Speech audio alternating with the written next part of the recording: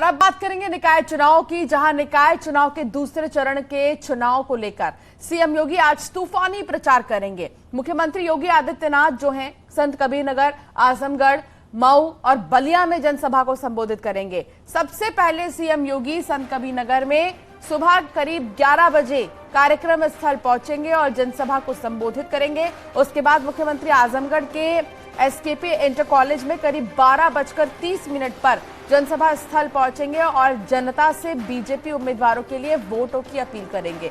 इसके बाद सीएम योगी मऊ जाएंगे और वहां भी जनसभा को संबोधित करेंगे। मऊ की जनसभा में अफजाल और मुख्तार अंसारी पर मुख्यमंत्री हमला बोल सकते हैं। मुख्तार अंसारी को सजा के बाद पहली बार मऊ में सीएम योगी आदित्यनाथ का दौरा है, जनसभा करेंगे वो। मऊ के बाद सीएम योगी बलिया जाएंगे, वहां सतीश चंद्र महाविद्यालय के मैदान में सभा को संबोधित करेंगे। उसके बाद बलिया से सीएम योगी गोरखपुर के लिए रवाना होंगे। तो आज ताबड़तोड़ प्रचार है दूसरे चरण के लिए हालांकि, और दूसरे चरण में पहले आजमगढ़ के साथ साथ ही मऊ और इन तमाम जिलों में जाएंगे और जनसभा करेंगे सीएम योगी।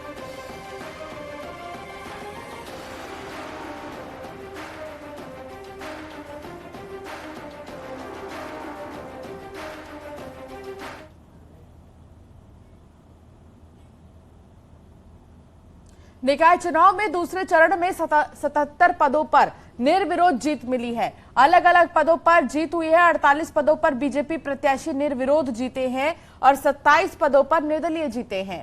वहीं 2 पदों पर एसपी प्रत्याशी निर्विरोध जीते हैं। तो सीधे कुछ सीट ऐसे है, कुछ पद ऐसे हैं जहां पर बीजेपी की निर्विरोध जीत हुई है। 2 पदों पर एसपी भी जीती है।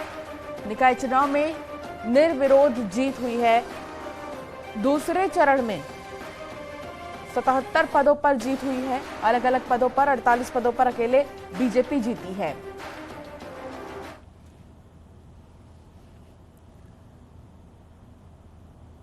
वहीं यूपी नगर निकाय चुनाव के पहले चरण का चुनाव प्रचार थम चुका है। यूपी के 37 जिलों में चुनाव प्रचार थम गया है। पहले चरण में इन्हीं 37 जिलों में मतदान होने हैं।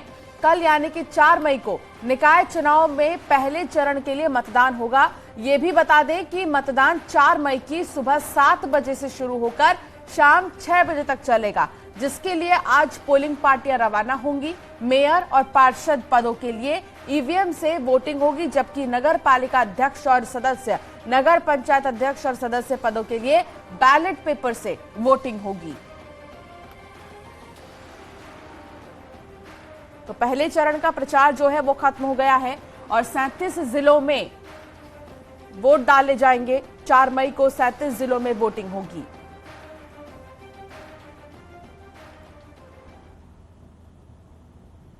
वहीं अब लापरवाही करने वालों की खैर नहीं, क्योंकि मुख्यमंत्री योगी आदित्यनाथ की तरफ से आदेश जारी कर दिया गया है कि कोई भी अगर लापरवाही बरतता है तो उस पर एक्शन लिया जाए। जल जीवन मिशन में लापरवाह इंजीनियरों पर कार्रवाई हुई है। अलग अलग जिलों के 5 अधिशासी अभियंता और 5 सहायक अभियंता हटाए गए हैं। 3 इंजीनियर्स को दूसरे जिलों का अतिरिक्त कार्यभार दिया गया है। इसके साथ ही 12 से ज्यादा इंजीनियरों के तबादले किए गए हैं। काम में सुस्ती दिखाने पर कार्रवाई हुई है, यानी कि साफ संदेश है कि लापरवाही करने वालों को बिल्कुल भी बर्दाश्त नहीं किया जाएगा।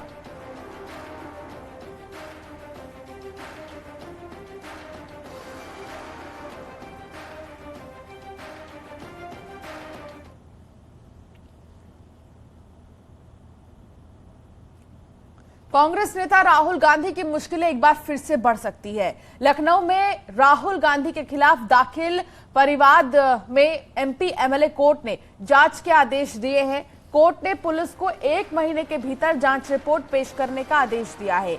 आरोप है कि राहुल गांधी ने कांग्रेस की भारत जोड़ो यात्रा के दौरान विनायक दामोदर सावरकर के खिलाफ अपमानजनक टिप्पणी की थी।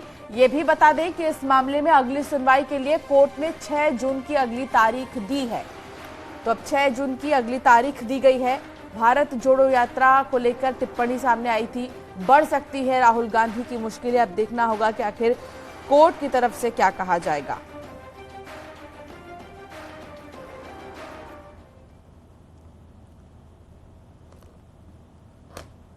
खबर बरेली से है, जहां खूंखार कुत्तों के झुंड ने एक मासूम बच्चे पर हमला कर दिया। कुत्तों के हमले में 12 साल के बच्चे की मौत हो गई है। कुत्तों के हमले से बच्चा पूरी तरह लहूलुहान हो गया था, जिसके बाद उसके परिजनों ने अस्पताल में भर्ती किया।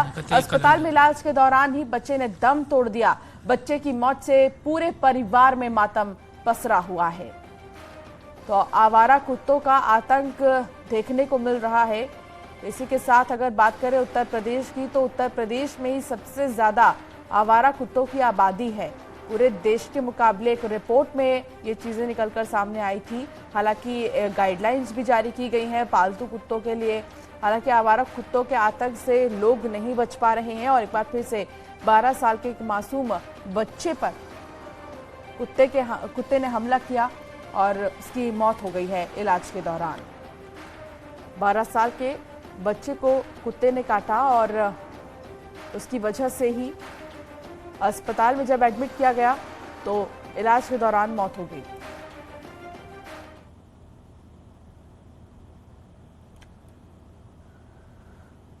खबर कानपुर से है, जहां एक कॉस्मेटिक की दुकान में भीषण आग लग गई है। लपटों के तांडव में दुकान पूरी तरह जलकर खाक हो गई है। आग लगने की सूचना पर मौके पर फायर ब्रिगेड की गाड़ियां पहुंची, लेकिन तब तक दुकान में रखा लाखों रुपए का सामान जलकर खाक हो चुका था। हालांकि दुकान में आग कैसे लगी, इसका पता अब तक नहीं चल पाया है। मामला शिवराजपुर थाना क्षेत्र का है।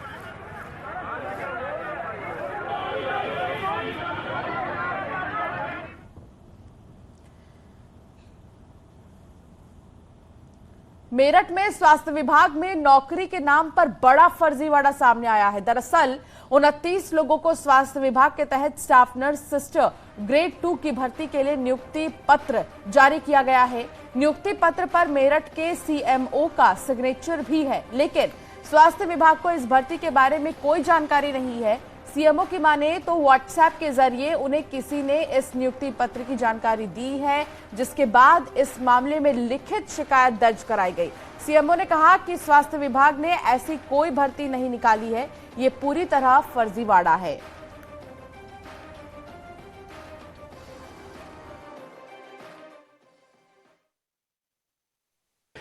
हमारे स्तर से कहीं कोई अपॉइंटमेंट लेटर्स होते नहीं है, और चाहे वो एनएचएम हो, चाहे वो रेगुलर भर्ती हो, वो सब शासन स्तर से हुआ है।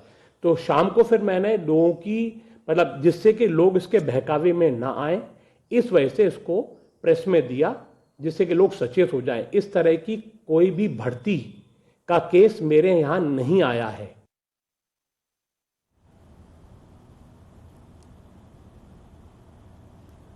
Water and power consultancy service के पूर्व सीएमडी के खिलाफ केंद्रीय जांच एजेंसी सीबीआई ने बड़ी कार्रवाई की है। सीबीआई ने यूपी के गाजियाबाद, दिल्ली, सोनीपत, गुरुग्राम और तमाम जगहों पर छापेमारी की है।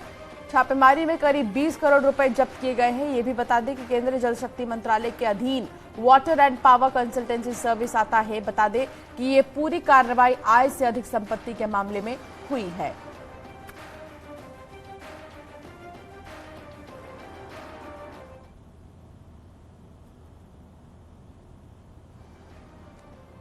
मशहूर टीवी एक्ट्रेस युवलीन कौर ताजनगरी पहुंची थी। युवलीन ने आगरा में ताजमहल का दीदार किया। इस दौरान वो ताजमहल को देखकर मंत्रमुग्ध नजर आईं। हालांकि एक तरफ युवलीन ताजमहल का दीदार कर रही थी, दूसरी ओर युवलीन को देखने वालों का भी तांता लग गया। युवलीन के साथ सेल्फी लेने के लिए पर्यटकों में काफी उत्साह नजर आया। बता दें कि टीवी सीरियल छोटी सरदारनी में जित्तो का किरदार निभाने वाली युवलीन कौर कई पंजाबी फिल्मों में अभिनय कर चुकी हैं।